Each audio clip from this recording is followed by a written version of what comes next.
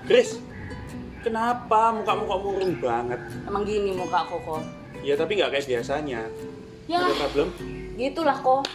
Pandemi ini udah lama banget. 2 Nggak tahun. beres-beres 2 tahun kok. 2 tahun dan nggak tahu selesainya Nggak kapan. tahu selesainya kapan. Katanya mau endemi tapi ya nggak tahu juga ya. Kita nggak bisa pastiin kapan. Aduh udah Terus bosan. masalahnya itu loh Grace, yang bertubi-tubi. Ngerasain nggak kamu? Rasain banget sih. Ya kan? Efeknya Sekarang apa yang banyak. lagi rame banget? Minyak mahal kan? Minyak mahal banget. Pasti yang ibu-ibu sekarang ini sedang banget. Cuat loh. Minyak kok mahal. Minyak mahal, Ya. uang sekolah. Uang sekolah naik. Terus ini yang sebentar lagi akan, ya udah sih sebenarnya. Bensin juga sudah mulai bensin mau naik lagi. Apalagi banyak yang Mereka kritis sekali, Pak. Banyak kehilangan pekerjaan. Mereka Tambah menangkap banyak, udah sesuatu pandemi, yang udah sedang beres, terjadi. masalah tambah banyak. Di masyarakat di jemaat. Jadi efeknya Saya nggak menduga Sakit kepala. ternyata anak-anak muda kita memikirkan semua itu dengan baik. Kita bersyukur ya punya orang-orang yang peduli terhadap Betul, Pak. kondisi yang sekarang ini terjadi. Iya. Kita Ayo kita Aku kesana. aja kok ya sampai nahan nggak goreng makanan supaya minyaknya tuh utuh Tapi gitu loh, kamu nggak pernah mikir habis-habis. nggak? Aduh. Siapa tahu ini memang kode dari atas supaya hidupmu Wah. tuh lebih sehat. Oh gitu ini ya. lagi Iya. ngobrolin apa ini? Iya nih Minyak Pak. mahal, Pak. Minyak mahal Pak, bensin naik nih Pak. Bensin naik, pandemi sakit nggak kepala. selesai-selesai. Nggak beres-beres. Selesainya nggak tahu kapan, ya kan Pak?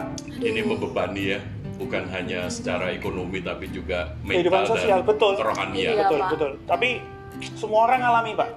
Iya. Semua orang ngalami dan ya kita nggak tahu ujungnya Bikin kapan. tambah capek, tambah khawatir, kayak nggak punya pengharapan gitu loh Pak. Sampai kapan ini tuh bakalan selesai gitu loh Pak. Nah ini penting sekali untuk kita menyuarakan pengharapan itu ya. Betul. Mungkin momen Paskah ini penting ini ya. Oh iya, mau Paskah ya? Bisa jadi nih kita mungkin bisa ngobrol-ngobrol Betul, nih, soalnya Pak. saya yakin realita ini itu juga dialami sama jemaat Jemaat. kita, Pak. Bener Betul, banget Pak. Betul. Ini Kalau momen. gitu jangan cuman kita yang ngomongin. Oh iya. Gitu ya Pak.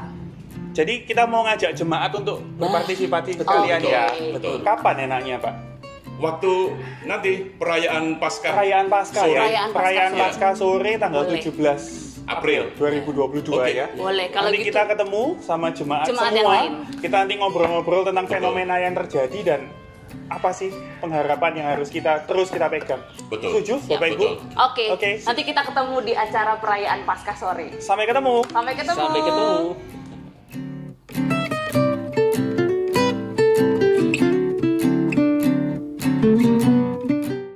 Halo Om Tante dan teman-teman semuanya. Balik lagi sama Outreach Ministry di acara Proud to Share. Ada yang belum tahu apa itu Proud to Share? Bisa nonton video kita yang minggu lalu ya. Nah, jadi mulai hari ini Om, Tante, dan teman-teman sudah bisa ikut berpartisipasi sebagai donatur dalam kegiatan ini. Caranya gimana? Gampang banget, teman-teman bisa langsung buka link di bawah ini atau scan QR Code di video ini ya. Nah, buat Om Tante kalau masih bingung, bisa banget langsung hubungi Cedian ya.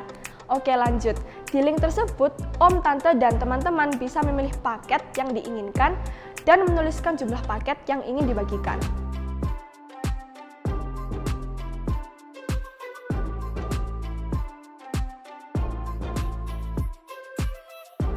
Nah, berikut pilihan paket yang bisa dipilih.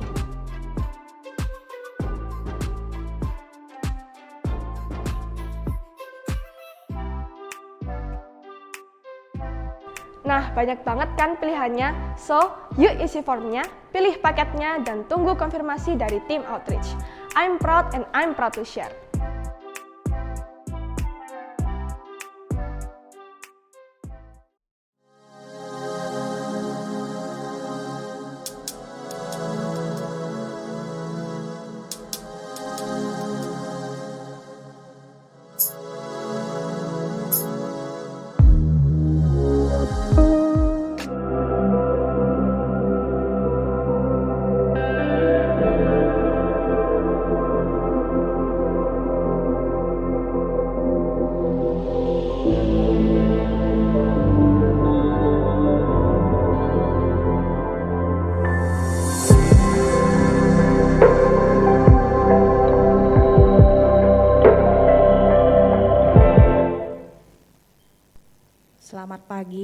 Shalom keluarga damai.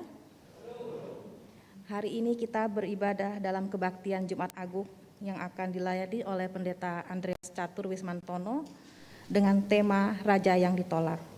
Marilah kita bersama-sama membaca litani dari Yesaya 42 ayat 1 sampai dengan 9 secara bersama-sama secara bersaut-sautan. Lihat, itu hambaku yang kupegang, orang pilihanku yang kepadanya aku berkenan. Aku telah menaruh rohku ke atasnya, supaya ia menyatakan hukum kepada bangsa-bangsa. Ia tidak akan berteriak atau menyaringkan suara, atau memperdengarkan suaranya di jalan. Bulu yang patah terkulai tidak akan diputuskannya, dan sumbu yang pudar nyalanya tidak akan dipadamkannya. Tetapi dengan setia ia akan menyatakan hukum. Ia sendiri tidak akan menjadi pudar dan tidak akan patah terkulai, sampai ia menegakkan hukum di bumi. Segala pulau mengharapkan pengajarannya. Beginilah firman Allah, Tuhan yang menciptakan langit dan membentangkannya, yang menghamparkan bumi dengan segala yang tumbuh di atasnya, yang memberikan nafas kepada umat manusia, yang menduduknya, dan nyawa kepada mereka yang hidup di atasnya. Aku ini Tuhan, telah memanggil engkau untuk maksud penyelamatan, telah memegang tanganmu. Aku telah membentuk engkau dan memberi engkau menjadi perjanjian bagi umat manusia, menjadi terang untuk bangsa-bangsa. Untuk membuka mata yang buta, untuk mengeluarkan orang hukuman dari tempat tahanan, dan mengeluarkan orang-orang yang duduk dalam gelap dari rumah penjara. Aku ini Tuhan, itulah namaku. Aku tidak akan memberikan kemuliaanku kepada yang lain, atau kemasyuranku kepada patung. Nubuat-nubuat yang dahulu sekarang sudah menjadi kenyataan. Hal-hal yang baru hendak kuberitahukan. Sebelum hal-hal itu muncul, aku mengabarkannya kepadamu. Jemaat, kami undang berdiri. Marilah kita naikkan pujian NKB 17, bait 1 dan 3. Agunglah kasih Allahku.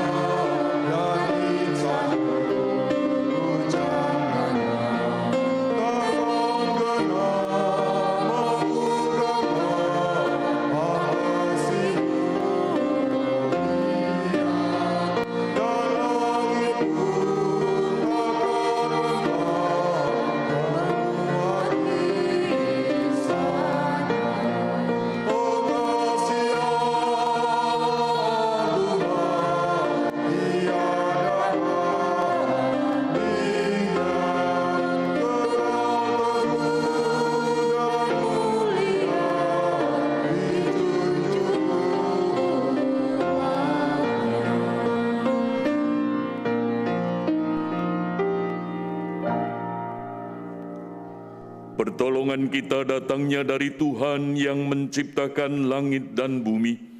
yang tetap setia untuk selama-lamanya dan yang tidak pernah meninggalkan perbuatan tangannya.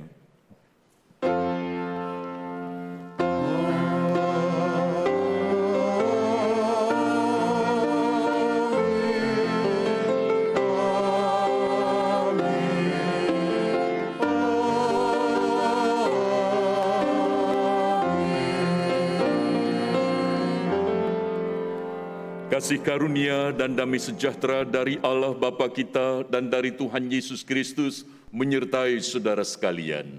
Dan menyertai saudara juga. Silakan duduk.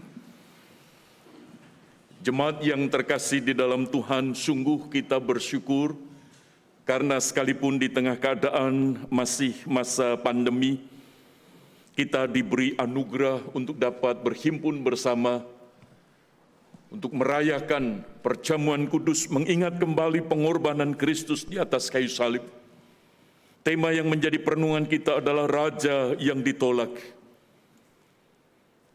Mengapa Tuhan Yesus tetap memberikan nyawanya di atas kayu salib? Karena disitulah wujud daripada kasih.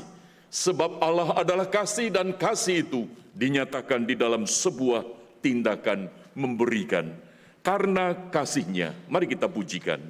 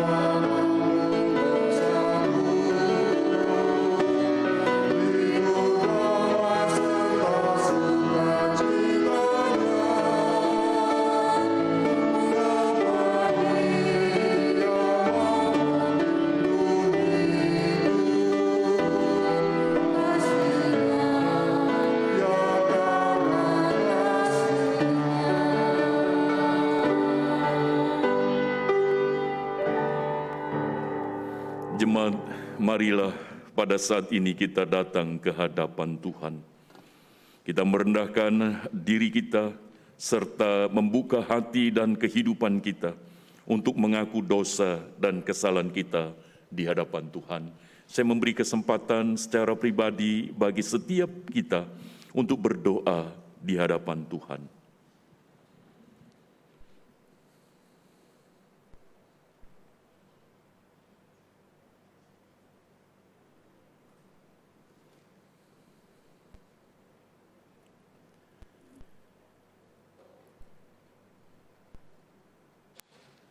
Bapa Surgawi, Engkau tahu isi hati kami.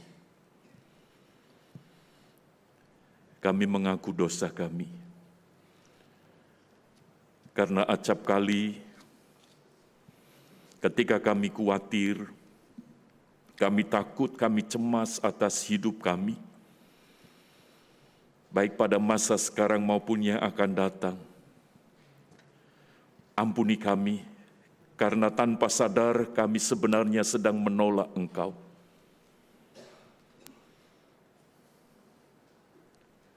Dan ketika kami merasa bahwa hidup kami baik-baik saja, keadaan kami sehat-sehat, bahkan kami merasa karena kekayaan kami menganggap bahwa hari depan kami tetap baik. Sejatinya kami juga berdosa di hadapan Tuhan. Karena dalam keadaan yang baik itu kami tidak pernah berserah diri kepadamu. Itu artinya kami juga menolak Engkau. Ampuni kami ya Bapa. Dan biarlah melalui ibadah Jumat Agung ini, dan melalui perjamuan kudus yang akan kami terima bersama, kami menyadari bahwa hidup kami bukan ditentukan oleh keadaan, tetapi ditentukan oleh Tuhan yang berkuasa atas segala keadaan. Inilah kami ya Bapa, ampuni dosa kami. Di dalam nama Tuhan Yesus kami memohon. Amin.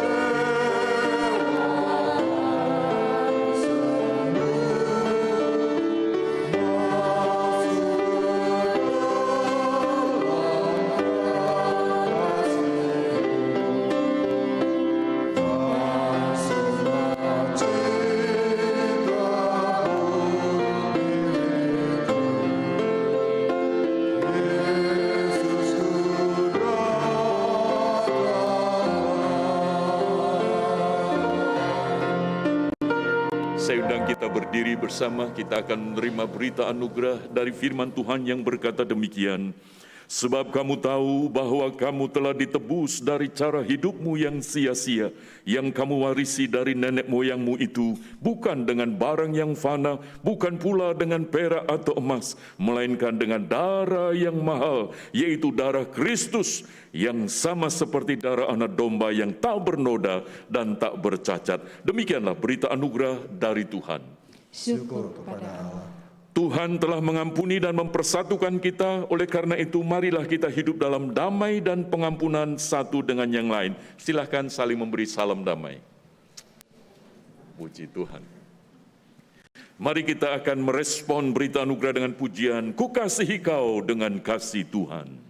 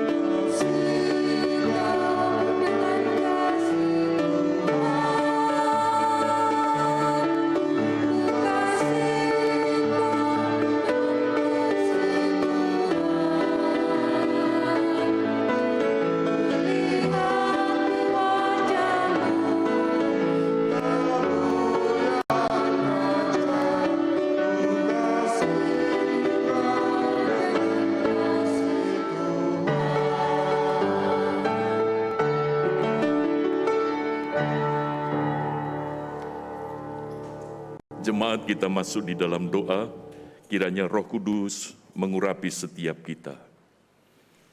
Bapa Surgawi, sebentar kami hendak membaca dan merenungkan firman-Mu. Kiranya Allah Roh Kudus yang akan mengurapi setiap kami sehingga kami dimampukan untuk mengerti dan diberi kuasa untuk melakukan apa yang kami mengerti dari firman-Mu.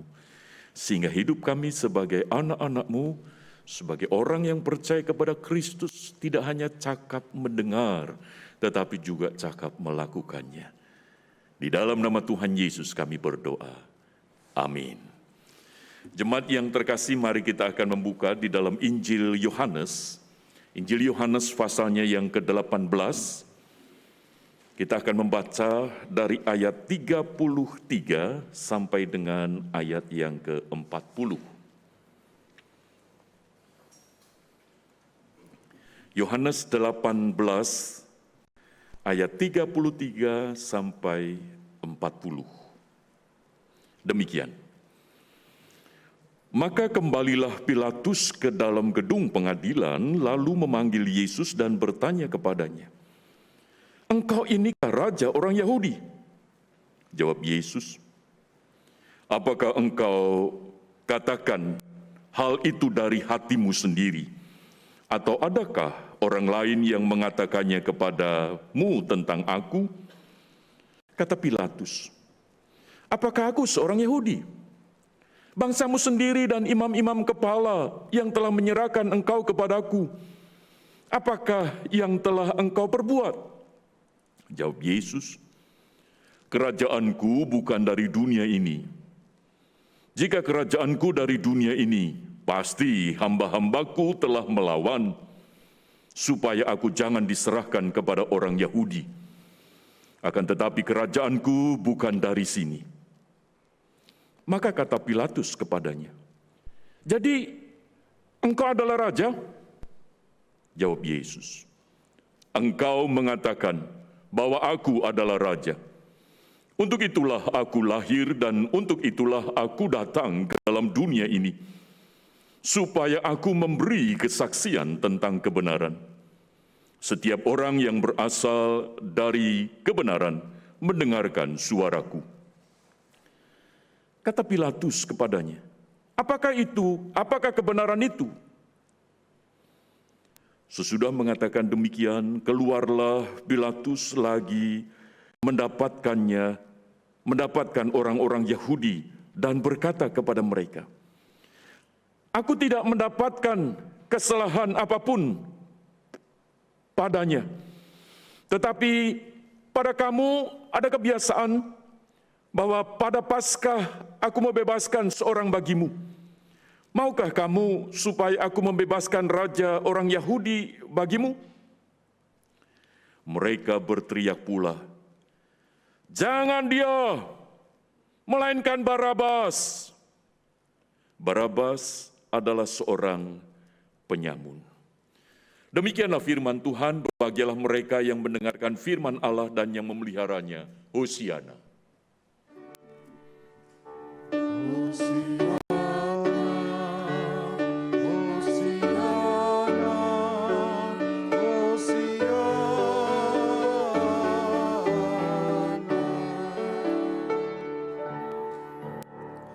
Jemaat yang terkasih, di dalam ibadah Jumat Agung saat ini, kita akan merenungkan firman Tuhan yang sudah kita baca tadi, dengan satu tema, Raja yang ditolak. Bapak, Ibu, dan Saudara yang terkasih di dalam Tuhan, maaf bisa ditayangkan.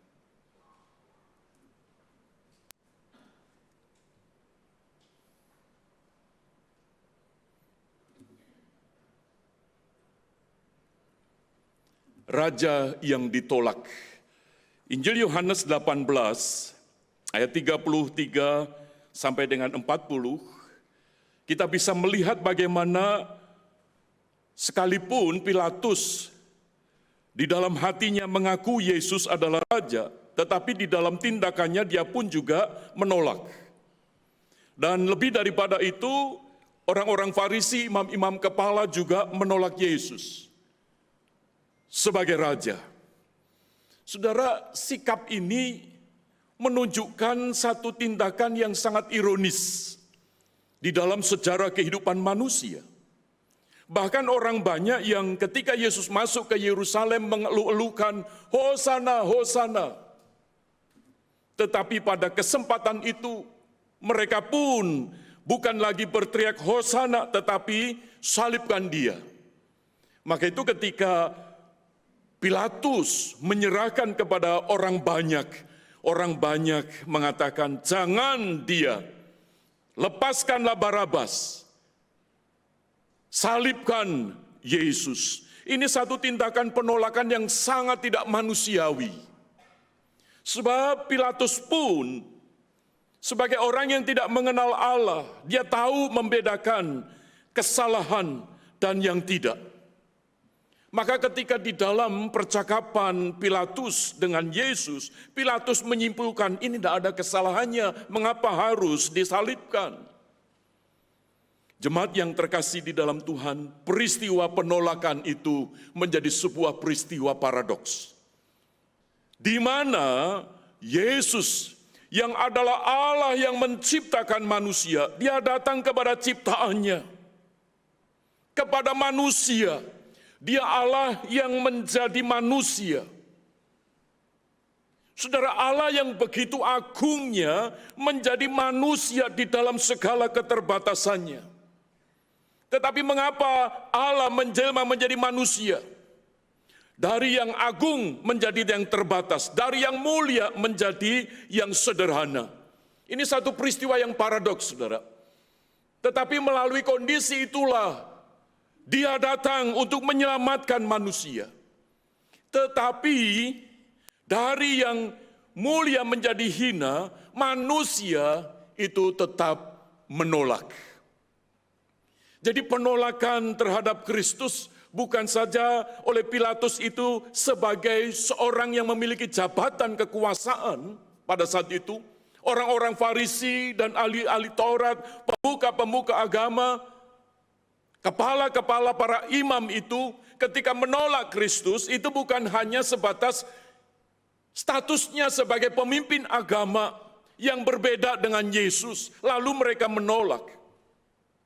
Tetapi ini merupakan satu status manusia yang sedang memunculkan, sedang mengekspresikan keberdosaannya. Sehingga penolakan terhadap Yesus itu merupakan puncak manusia yang berdosa. Sebab Allah yang datang untuk menyelamatkan justru itu ditolak. Dan puncaknya adalah penyaliban Kristus. Maka itu kenapa di dalam Injil Yohanes, orang banyak itu ketika ditawarkan oleh Pilatus pilih Yesus yang dibebaskan atau yang lain. Justru mereka berteriak Barabas. Di sini dikatakan Barabas adalah seorang penyamun, penjahat yang tidak pantas untuk menerima hukuman salib. Sebagai penjahat pun juga dianggap tidak pantas, tidak layak. Yang orang yang jahat sejahat-jahatnya diperlakukan dengan masih lebih baik. Tetapi orang yang baik diperlakukan dengan sejahat-jahatnya. Inilah tanda dosa itu menguasai manusia. Bapak, Ibu, dan Saudara, ketika Yesus yang adalah Raja di atas segala raja itu ditolak, apa yang dilakukan oleh Yesus? Saudara, seorang teolog dari Inggris bernama John Stott, dia pernah mengungkapkan betapa hinanya dan kejinya manusia ketika dalam keberdosaannya justru menolak Kristus sebagai pribadi yang akan menyelamatkan manusia. Maka itu ketika Pilatus, orang Farisi, imam-imam kepala, dan orang banyak pada saat itu menolak Yesus, itu justru sedang berada di dalam sebuah jurang dosa yang begitu dalam, begitu gelapnya. Sehingga sampai tidak bisa mengenali lagi tentang Allah yang menciptakan. Di dalam penolakan itu, bagaimana Yesus merespon? Saudara, saya merenungkan, ini satu kondisi yang sulit, ini kondisi yang berat yang dialami oleh Yesus. Penolakan itu. Tetapi ketika Yesus menghadapi kondisi yang seberat itu, yang sesulit itu, apa yang dilakukan oleh Yesus? Yesus tetap mengasihi. Dia tetap datang. Ketika ditolak oleh Pilatus, para imam kepala, orang Farisi, dan orang banyak pada saat itu, Yesus tidak langsung menghilang, pulang kembali ke surga. No, Yesus tetap ada di situ. Sekalipun ditolak, Yesus tetap ada bersama dengan mereka. Bahkan puncaknya dia harus mati di atas kayu salib. Mengapa? Karena kasihnya. Dan kasih itu didasarkan, yang pertama saudara, sebuah relasi penciptaan. Ketika Yesus menegaskan kerajaanku bukan dari dunia ini, itu untuk menjelaskan kepada Pilatus dan juga kepada manusia di sepanjang sejarah bahwa Yesus, dia tidak ada di dalam bagian dunia ini, tetapi dia ada di melampaui segala keberadaan dunia ini. Jadi dunia ini begitu kecilnya bagi Yesus. Sekalipun manusia menganggap dunia ini begitu besar, tapi bagi Yesus ini tidak ada apa-apanya. Sebagaimana dia pada saat menciptakan dunia ini. Maka ketika Tuhan telah menciptakan langit dan bumi dengan segala isinya, baru di situ Tuhan menciptakan manusia. Dan ketika Tuhan menciptakan manusia, Tuhan tidak hanya dengan berfirman, tetapi Tuhan membentuk manusia itu dari tanah. Lalu dihembuskan nafasnya. Dan Tuhan mengatakan bahwa manusia ini segambar dan serupa dengan Dia yang mencipta.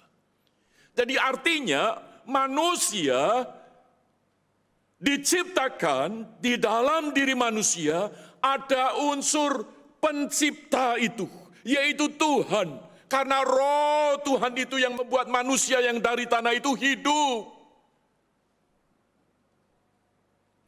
Namun ketika manusia itu jatuh di dalam dosa, maka gambar dan rupa daripada sang pencipta itu menjadi rusak. Itu yang dikatakan oleh John Calvin. Total depravity. Kerusakan total di dalam diri manusia karena dosa. Maka untuk itulah ketika Adam dan Hawa jatuh di dalam dosa, Adam dan Hawa bersembunyi bukan? Takut. Tetapi Allah datang mencari, Adam, Adam, di manakah engkau? Apakah memang Tuhan tidak tahu di mana Adam dan Hawa itu bersembunyi? Bukan. Ketika Allah bertanya, Adam, Adam, di manakah engkau? Tuhan sedang menunjukkan manusia itu dalam posisi yang sudah terpisah daripada Allah. Karena dosa. Maka Tuhan yang mencari. Maka Tuhan yang mengutus para nabi di dalam perjanjian lama. Namun puncaknya Allah yang datang sendiri di dalam Yesus Kristus. Dia yang lahir, maka itu Tuhan Yesus menegaskan kepada Pilatus. Bahwa aku lahir, aku hidup di dunia ini untuk menunjukkan kasihku. Maka itu di dalam surat 1 Yohanes jelas di sana dikatakan bahwa Allah adalah kasih. Maka ketika Allah yang adalah kasih, mau tidak mau kasihnya itu dinyatakan. Sekalipun ditolak, Yesus tetap mengasihi. Karena itu terkait dengan relasi penciptaan tadi. Walaupun sudah rusak, Tuhan masih cari lagi. Tuhan masih cari. Dan ini beberapa perumpamaan yang diucapkan oleh Yesus tentang domba yang hilang. Dicari, saudara. Walaupun satu dicari.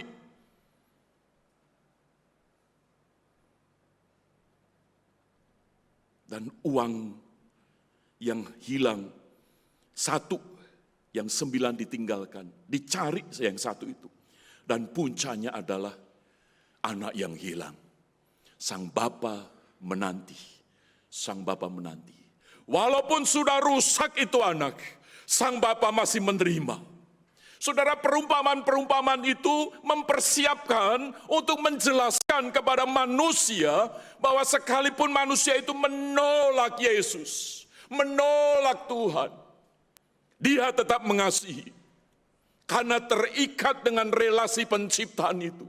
Sebab di dalam diri manusia yang sudah rusak oleh dosa, di mana gambar dan rupa daripada sang pencipta itu sudah rusak, Tuhan datang untuk mengembalikan lagi gambar dan rupa daripada sang pencipta. Supaya manusia yang sudah rusak itu dikembalikan pada status semula sebagai ciptaan. Luar biasa, saudara. Konsep kebenaran firman Tuhan ini tidak dimiliki di dalam kepercayaan apapun, di dalam agama apapun, saudara, di dunia ini. Hanya di dalam kebenaran firman Tuhan ini. Kita bisa mengenal bagaimana Allah kita. Dia yang mencipta manusia. Ketika manusia berdosa, dia cari. Sekalipun ditolak, dia tetap mencari untuk mendapatkannya itu. Supaya kita manusia yang berdosa ini, ketika percaya kepada Kristus, hidup kita ini dipulihkan status kita, dikembalikan, saudara. Maka itu di dalam Yohanes 1 ayat 12. Silakan ada yang berkenan untuk membacakan satu ayat ini. Silakan, Yohanes 1 ayat 12. Silakan bisa berdiri untuk membacakan satu ayat ini. Yohanes 1 ayat 12. Silakan, Bapak, Ibu, Saudara, silakan. Ya, silakan Pak. Tetapi semua orang yang menerimanya diberinya kuasa supaya menjadi anak-anak Allah, yaitu mereka yang percaya dalam nama-Nya. Puji Tuhan, puji Tuhan. Yang percaya dalam nama Yesus, firman Tuhan katakan, diberi kuasa. Untuk apa? Menjadi anak-anak Allah. Maka itu sekalipun Kristus yang adalah Raja di atas segala raja itu ditolak, Yesus tetap datang untuk mengasihi. Supaya manusia yang percaya kepadanya diberi kuasa, masuk kembali di dalam status sebagai anak-anak Allah. Yang Tuhan rancangkan sejak dalam kekekalan.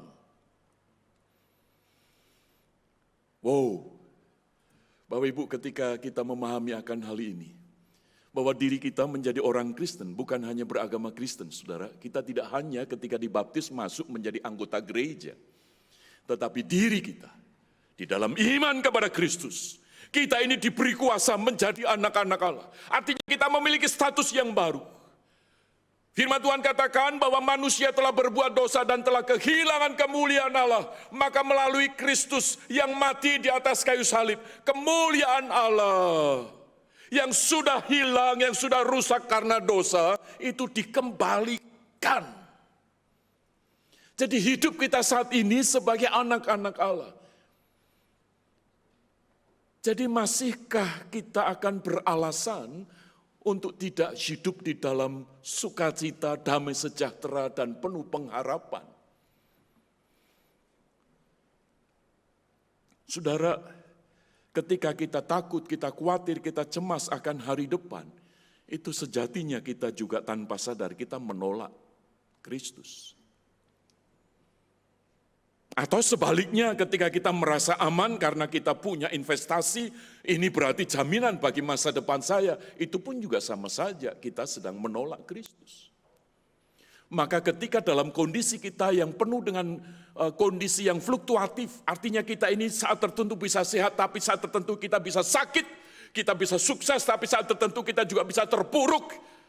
Dalam kondisi tertentu kita ini bisa luar biasa hebatnya, tetapi pada saat tertentu kita ini bisa kondisinya itu tidak berdaya, saudara. Supaya kita ini tahu bahwa hidup kita ini tidak ditentukan oleh keadaan, tetapi hidup kita ini ditentukan oleh Tuhan Yesus Kristus yang melampaui segala keadaan. Sehingga tidak ada alasan lagi untuk kita ini menolak Kristus. Di dalam 2 Korintus 5 ayat 17, silakan ada yang membaca satu ayat ini. Tadi ada seorang bapak, mungkin ada seorang ibu. Oh, silakan.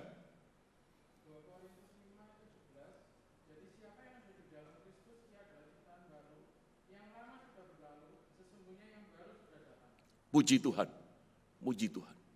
Siapa yang ada di dalam Kristus, ia adalah ciptaan baru.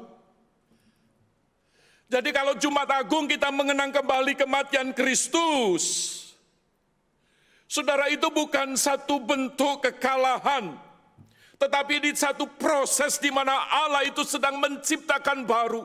Mengapa Kristus setelah mati, dia tidak mati selamanya, tetapi dia bangkit, dia hidup, supaya setiap orang yang percaya kepada Yesus Kristus, dia diciptakan baru. Maka itu ketika kita sadar diri kita ini adalah ciptaan baru, bagaimana mungkin hidup kita ini masih di dalam ikatan dosa masa lalu? Karena dikatakan yang baru sudah datang. Artinya proses hidup kita ini seturut firman Tuhan sebagai anak-anak Allah itu terus, sehingga semakin tua umur kita, itu seharusnya mencerminkan hidup kita ini sebagai orang yang telah diciptakan baru. Bukan berarti sebagai orang yang sudah masuk di usia tua, itu menjadi tidak berpengharapan, tidak berdaya. No. Justru pengalaman-pengalaman iman di masa muda, itu mempersiapkan untuk masuk di dalam masa tua. Yang mana setelah itu Tuhan panggil, itu menggenapi segala janji firman Tuhan. Ciptaan baru itu menjadi indah, saudara. Sini opa, ada yang cucunya tidak senang deket-deket dengan oma opa. Tidak usah angkat tangan. Kalau deket dengan opa itu, ngomong terus. Dan omongannya ya itu terus, gitu ya. Wah, jangan deket-deket dengan oma lah. Oma itu selalu berkeluh kesah, terus cerita yang susah-susah. Gitu. Mari Bapak Ibu, semakin tua seharusnya kita semakin mencerminkan kita ini sudah diciptakan baru oleh Kristus. Amin. Sehingga siapapun di dalam hidup kita, kita ini bisa merasakan bahwa kita diciptakan baru. Seperti Adam dan Hawa sebelum jatuh di dalam dosa. Hidup kita ini bisa menikmati kehadiran Tuhan, menikmati kasih Tuhan, relasi kita dengan Tuhan, kedekatan dengan Tuhan. Maka itu saudara, kalau ada seorang yang mengatakan, aku tidak mau ke gereja, dosaku masih banyak. Oh, justru semakin banyak dosa, kita semakin harus semakin dekat dengan Tuhan, semakin datang kepada Tuhan. Karena di situ kita akan mendapatkan pengampunan. Jemaat yang terkasih di dalam Tuhan. Yang kedua, ketika Kristus itu ditolak, dia tetap mengasihi. Dia sebagai raja di atas segala raja, dia tetap, sekalipun ditolak, dia tetap mengasihi. Karena yang kedua, supaya manusia yang sudah di dalam Kristus itu secara personal, itu memiliki relasi dengan Allah. Bapak, Ibu, dan Saudara yang terkasih di dalam Tuhan, saya seringkali mengilustrasikan, baik di dalam katekisasi maupun di dalam khotbah, bahwa ketika Allah menciptakan manusia, segambar dan serupa, itu manusia bisa bersekutu, bisa berelasi, bisa bersama-sama, bisa berinteraksi, bersama-sama dengan Allah. Kenapa? Karena ada gambar dan rupa Allah, yaitu kemuliaan, yaitu kekudusan daripada Allah, ada di dalam diri manusia, sehingga manusia bisa bersama dengan Allah. Tetapi ketika manusia jatuh di dalam dosa, manusia itu terpisah daripada Allah. Tidak ada lagi relasi personal. Maka itu kenapa Allah mengutus para nabi, dan puncaknya Allah sendiri yang datang ke dalam dunia di dalam Yesus Kristus, supaya manusia yang terpisah ini loh saudara, itu bisa kembali lagi, bisa bersekutu. Tidak ada lagi jurang pemisah antara manusia yang berdosa dengan Allah. Kenapa? Karena ada Kristus yang telah mati di atas kayu salib, sehingga manusia ini bisa kembali kepada Allah. Saudara, ini penting untuk kita fahami, karena kebenaran ini akan menolong di dalam kehidupan kita, di dalam seluruh aspek hidup kita, dimanapun kita berada. Kebenaran firman Tuhan ini akan menopang langkah kehidupan kita. Supaya kita ini saudara, di dalam Kristus, manusia itu tinggal dalam Allah, bisa bersama-sama dengan Allah, bisa menikmati kehadiran Allah. Allah Maha Hadir, sehingga dimanapun kita berada, Tuhan itu bersama dengan kita. Saudara, ketika Tuhan Yesus, ketika ditolak, dia tidak meninggalkan. Justru dia tetap, supaya manusia ini yang berdosa, itu bisa kembali kepada Allah, tinggal bersama-sama dengan Allah. Maka itu saudara, di dalam Roma pasal 8 ayat 38 dan 39, silakan. Tadi sudah di bawah, sekarang yang ada di atas. Silakan, ada yang mau bacakan ayat ini? Roma 8 ayat 38 dan 39, silakan. Saya mau membaca, silakan. Ya, silakan Bu.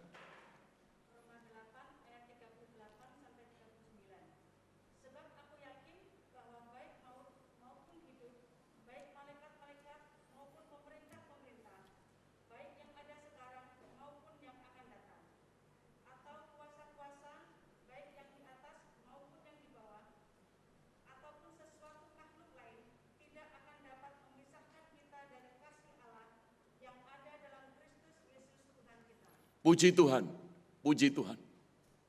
Firman Tuhan dengan tegas, kondisi apapun tidak ada yang bisa memisahkan kita dari kasih Allah di dalam Kristus.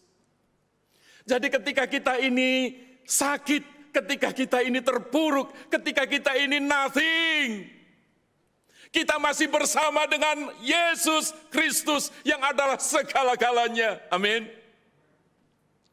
Dialah yang akan menjamin hidup kita. Karena dia tidak akan pernah meninggalkan kita dalam segala keadaan. Itu yang menjadi dasar kehidupan iman kita. Apalagi ketika kita nanti menerima roti dan anggur perjamuan, saudara. Ketika kita makan dan kita minum, itu berarti secara simbolis, itu sudah menyatu di dalam tubuh kita, bukan? Dan itu tidak bisa dipisahkan lagi. Ketika sudah ada di dalam lambung kita, di dalam perut kita, mana roti, mana anggur, sudah menyatu, saudara. Ini menjadi satu gambaran bahwa Kristus sekalipun ditolak, dia tetap mengasihi. Sebab dia adalah kasih itu. Sehingga kita boleh tinggal di dalam kasih itu, melampaui segala keadaan. Dan ini yang saya kira akan berdampak di dalam sikap hidup kita di tengah segala keadaan apapun, saudara. Sehingga kita masih bisa bersyukur, kita masih bisa memuji Tuhan, kita masih bisa menikmati damai sejahtera di tengah segala kondisi yang apapun, saudara. Maka itu bagi yang masih jomblo, don't worry, Tuhan Yesus menyertai. Dan yang masih bingung cari pekerjaan, Tuhan Yesus tetap menyertai. Ada waktunya segala sesuatu. Dan yang takut dengan anak-anak, bagaimana masa depan mereka di tengah kondisi yang seperti sekarang ini. Dan ibu-ibu yang takut harga-harga naik, minyak sudah naik, enggak tahu cabai naik enggak ya. Saya sudah enggak pernah memikirkan itu, saudara. Apapun itu, saudara. Bagaimana nanti dengan kesehatan kita? Oh saudara, kita jangan sampai menolak Yesus. Karena sejatinya Kristus sudah bersama dengan kita. Nah ini penegasan lagi referensinya. 1 Korintus 6 ayat 19. Silakan. Tadi sebelah sini, sekarang sebelah sana. Silakan.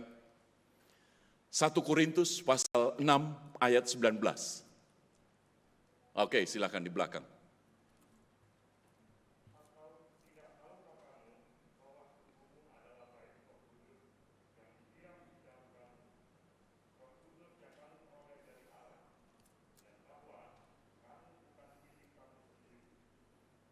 Puji Tuhan, puji Tuhan. Tidak tahukah kamu bahwa tubuhmu adalah bait Roh Kudus? Roh Kudus ketika tinggal di dalam hati kita, itu di dalam seluruh aspek hidup kita dipakai dengan bahasa tubuh. Karena hidup kita ini dikenali oleh orang, eksistensi kita ini ada di dalam tubuh. Tubuh dari kepala sampai kaki, semua Roh Kudus tinggal. Itu artinya, karena Kristus mati di atas kayu salib, Roh Kudus tinggal. Itu berarti dimanapun kita berada, Roh Kudus bersama dengan kita. Ketika kita susah, Roh Kudus ada bersama dengan kita. Ketika kita sukacita, Roh Kudus ada bersama dengan kita. Ketika kita sukses, oh Roh Kudus bersama dengan kita. Ketika kita terpuruk, Roh Kudus juga tetap bersama dengan kita. Dia tidak pernah meninggalkan. Dan ini penggenapan janji daripada Yesus sebelum dia naik ke surga, bukan? Dan ketahuilah, aku menyertai kamu senantiasa sampai kepada kesudahan zaman. Kesudahan zaman bisa berbicara tentang eksistensi hidup kita dalam batasan kronos, yaitu waktu. Tetapi juga akhir zaman itu, kesudahan zaman itu bisa berarti selama-lamanya ketika nanti langit dan bumi yang baru. Oh, kebenaran ini yang akan menopang kita Bapak Ibu. Di dalam segala keadaan, di dalam kondisi apapun, kebenaran firman Tuhan ini yang akan menolong. Sehingga mengapa ketika Kristus ditolak, dia tetap mengasihi. Supaya setiap kita sebagai orang yang berdosa, itu boleh kembali masuk di dalam posisian status sebagai ciptaan baru, sebagai anak-anak Allah. Dan hidup kita ini memiliki relasi pribadi dengan Dia, di mana kita diberi kuasa untuk menjadi tempat Roh Kudus tinggal. Sehingga kalau ini kita mengerti dengan saksama, bagaimana mungkin kita masih khawatir? Bagaimana mungkin kita masih cemas? Lupa kan kita ini masih manusia. Betul, masih manusia. Siapa yang bilang malaikat? Kita ini masih manusia, betul. Tetapi jangan abaikan, jangan remehkan bahwa kebenaran firman Tuhan tadi katakan, Roh Kudus tinggal. Roh Kudus tinggal itu tidak diem saja, saudara. Tidak hanya menonton, tidak membiarkan. No, Roh Kudus ikut merasakan apa yang kita rasakan. Sehingga kalau kita ini khawatir, jangan dikuasai oleh khawatir. Ketika kita cemas, jangan dikuasai dengan kecemasan. Ketika kita takut, jangan dikuasai oleh ketakutan itu. Karena apa? Ada Roh Kudus. Sehingga tetap ada pengharapan. Tapi kok enggak cepet-cepet ya Pak? Memang Tuhan ada waktunya. Tuhan itu selalu menghargai proses, bukan hasil akhir, saudara. Prosesnya. Dan bukankah ketika Yesus mengalami prosesnya, itu dimulai sejak dia lahir, saudara. Sebelum naik ke atas kayu salib itu, dimulai prosesnya itu dari lahir. Lahirnya pun juga di dalam kehinaan. Sampai Tuhan Yesus menyadari hal itu. Burung punya sarang, serigala punya liang, anak manusia tidak punya untuk meletakkan tempat untuk meletakkan kepalanya. Bahkan sampai pada akhirnya. Oh saudara, ini sesuatu yang paradoks saudara. Tetapi ini memberikan satu kebenaran. Supaya melalui Jumat Agung, sebentar kita menerima perjamuan kudus. Biarlah ini bukan hanya momentum yang tiap tahun kita bisa rayakan. Walaupun pada tahun lalu kita tidak bisa menikmati seperti yang sekarang ini. Dan bagaimana untuk tahun depan kita tidak tahu, tetapi yang kita percaya bahwa hidup kita ini di dalam kematian Kristus. Kita ini diposisikan kembali menjadi segambar dan serupa. Dan kita ini memiliki relasi pribadi sehingga keadaan apapun tidak bisa memisahkan kita dari kasih Kristus. Dan Roh Kudus tetap tinggal sampai kematian itu menjemput kita. Jemaat yang terkasih, Oswald Chambers seorang teolog dia mengatakan demikian, manusia bisa menolak Kristus karena keberdosaannya, namun Kristus akan tetap menerima manusia karena kasih-Nya dan kekudusannya. Saudara, di sorga tidak butuh lagi kekayaan kita. Di sorga tidak butuh lagi jabatan kita. Di sorga tidak butuh lagi segala sesuatu yang sekarang ini kita miliki. Yang kita anggap itu berharga dalam hidup kita. Di sorga itu ketika bersama Kristus, itu sudah jauh lebih berharga dari apapun yang kita bisa miliki. Jadi kalau sekarang ini kita ketika menilai orang lain, membandingkan dengan orang lain, oh aku kok enggak seperti mereka ya. Aku hidupnya pas-pasan, hidup sederhana, bahkan kekurangan. Tapi ketika kita percaya, Roh Kudus ada di dalam hati kita, maka kita tidak merasa rendah. Kita tidak merasa hina. Tetapi juga sebaliknya ketika kita diberi kelimpahan oleh Tuhan, bukan membuat kita ini jadi lebih mengandalkan dunia ini, tetapi kita juga diberi hikmat. Ketika Roh Kudus ada di dalam hati kita, maka segala kelebihan kita ini, kita boleh salurkan untuk mereka. Sehingga hidup kita ini sungguh indah. Jemaat yang terkasih di dalam Tuhan. Kalau Kristus yang adalah kasih, maka Dia tidak akan berhenti mengasihi. Sekalipun kita menolak, Dia akan terus-menerus mencari kita, mengasihi kita. Maka biarlah melalui perjamuan kudus yang sebentar kita terima, kita diingatkan kembali. Siapakah kita? Kita adalah orang berdosa. Tetapi di dalam kematian Kristus dan nanti di dalam kebangkitan, kita ini dipulihkan untuk kita hidup bersama dengan Allah. Bukan hanya sekarang yang akan datang, bahkan selama-lamanya. Selamat memasuki Jumat Agung. Tuhan Yesus memberkati. Amin. Mari kita mengambil saat hening sejenak.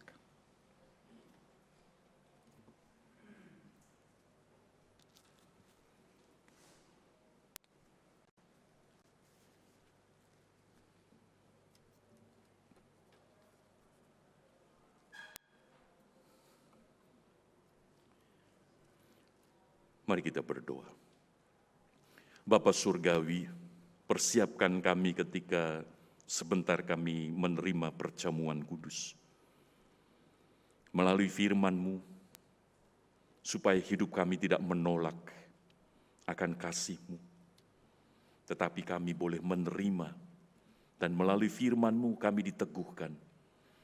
Hidup kami tidak ditentukan oleh keadaan, situasi, atau apapun, tetapi hidup kami dijamin oleh Tuhan Yesus Kristus. Sebab tubuh kami adalah bait Roh Kudus. Bukan karena tubuh kami elok, tubuh kami bagus, tubuh kami indah di mata manusia. Tetapi tubuh kami sebagai orang yang berdosa telah diciptakan baru oleh Kristus. Sehingga melalui kebenaran firman Tuhan ini, tolonglah kami ya Bapa, untuk menjalani hari-hari kami di dalam bingkai kebenaran firman-Mu ini. Supaya di tengah keluarga, di tengah pekerjaan, di tengah pelayanan, hidup kami sungguh mencerminkan Kristus yang hidup di dalam hidup kami. Bapa, Engkau jamah jemaat-Mu yang sakit. Secara khusus kami berdoa untuk Ibu Maria Hananta, demikian juga untuk Ibu Kristi dan juga Saudari Like. Kiranya Tuhan jamah dan jemaat-jemaat Tuhan yang lain. Kiranya Tuhan pulihkan kesehatan. Kami berdoa untuk jemaat-Mu yang bergumul, Tuhan teguhkan iman mereka. Dan kami juga berdoa ya Bapa, untuk gereja-Mu, baik di GKI, Dharma Permai maupun gereja-gereja yang lain, dimanapun Tuhan tempatkan. Supaya melalui ibadah Jumat Agung, kebenaran firman itu boleh diperdengarkan. Sehingga setiap anak-anak Tuhan mendapatkan kekuatan ilahi daripada firman itu. Dan kami juga berdoa ya Bapa, untuk mereka yang berduka Tuhan hiburkan. Dan kami juga berdoa untuk bangsa dan negara kami, Tuhan memeliharakan. Demikian juga untuk perdamaian dunia. Terima kasih Bapa. Kami menyerahkan setiap diri kami masing-masing ke dalam tangan Tuhan yang menopang hidup kami. Dengarkanlah doa kami Bapa. Di dalam nama Tuhan Yesus kami berdoa. Amin. Jemaat dimohon untuk bangkit berdiri.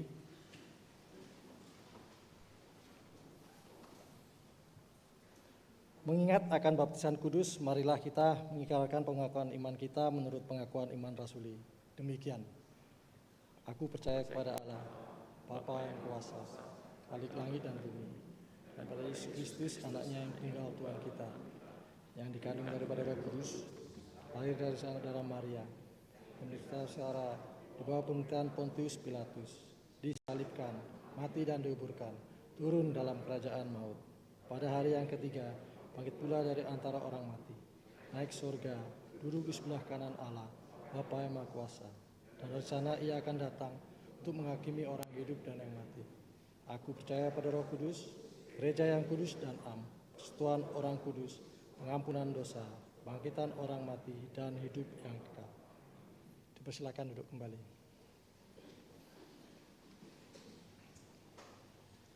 Marilah kita menyatakan syukur kita kepada Tuhan melalui persembahan yang akan kita bawa dan persembahkan kepadanya. Sambil mengingat firman Tuhan yang berkata, Aku hendak bersyukur kepadamu selama-lamanya, sebab Engkaulah yang bertindak, karena namamu baik. Aku hendak memasyurkannya di depan orang-orang yang Kau kasihi. Mari kita menyanyi dari pujian NKB 208.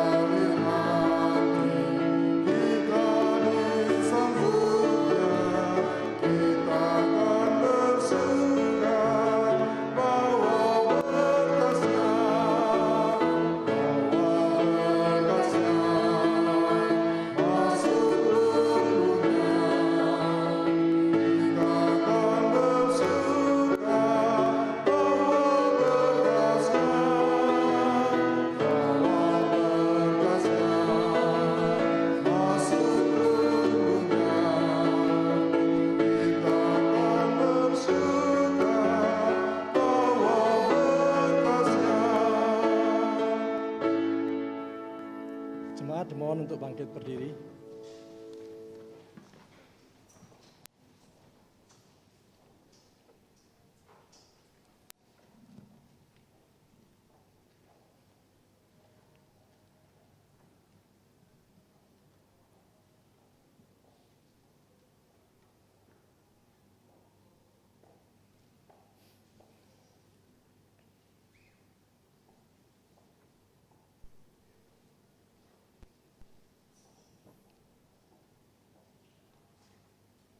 Mari kita berdoa. Ya Tuhan, terima kasih atas berkat yang boleh Tuhan selalu berikan bagi kami.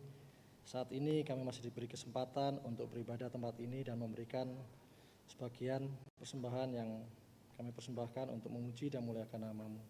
Kiranya persembahan ini boleh terpakai dengan baik untuk memuji dan memuliakan nama-Mu. Kami berdoa jam syukur, terima kasih. Amin.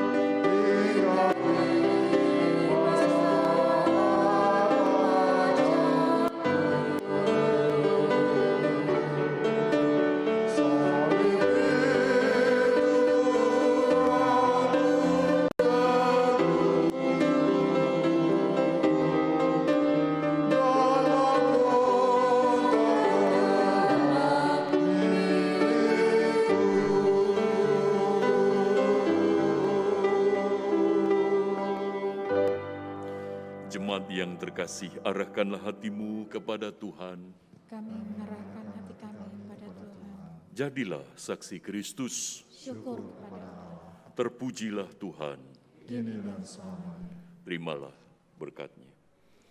Allah sumber segala kasih karunia, yang telah memanggil saudara dalam Kristus kepada kemuliaan-Nya yang kekal, akan melengkapi, meneguhkan, menguatkan, dan mengokohkan iman saudara, agar saudara mampu untuk senantiasa hidup menyatakan kemuliaan-Nya, kemuliaan Allah sekarang sampai Maranatha, Tuhan Yesus datang kembali. Amin.